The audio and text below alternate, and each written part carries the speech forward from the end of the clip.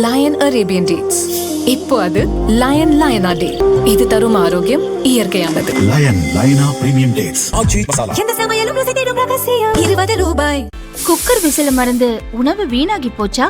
இனி அந்த கவலையே வேண்டாம். வழங்குகிறோம் உலகின் முதல் விசில் கவுண்டர் குக்கர், புதிய அல்ட்ரா குரோனோ. அல்ட்ரா என்றால் ஆரோக்கியம்.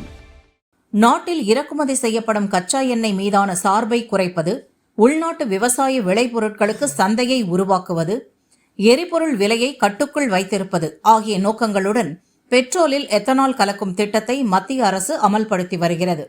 E20 பெட்ரோல் எனப்படும் 20% எத்தனால் கலந்த எரிபொருள் நாட்டின் பல பகுதிகளில் விற்கப்படுகிறது.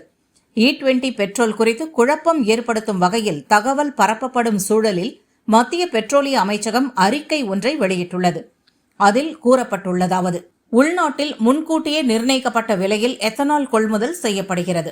அந்த எத்தனால் ஒவ்வொரு லிட்டர் பெட்ரோலிலும் 20% கலக்கப்படுவதால் சர்வதேச கச்சா எண்ணெய் விலை உயர்வின் தாக்கம் நேரடியாக நுகர்வோருக்கு செல்லாமல் தடுக்கப்பட்டுள்ளது.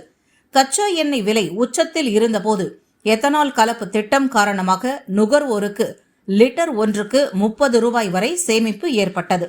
இல்லை என்றால் தில்லியில் இப்போது லிட்டர் 94.77க்கு விற்கப்படும் பெட்ரோல் 125 ரூபாயாக உயரும்.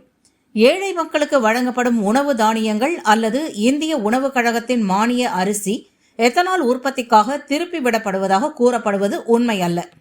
மேற்காசியாவில் மோதல் வெடித்த பின் 75 நாட்கள் உலக சந்தையில் கச்சா எண்ணெய் விலையில் கடும் ஏற்ற இறக்கம் இருந்தது.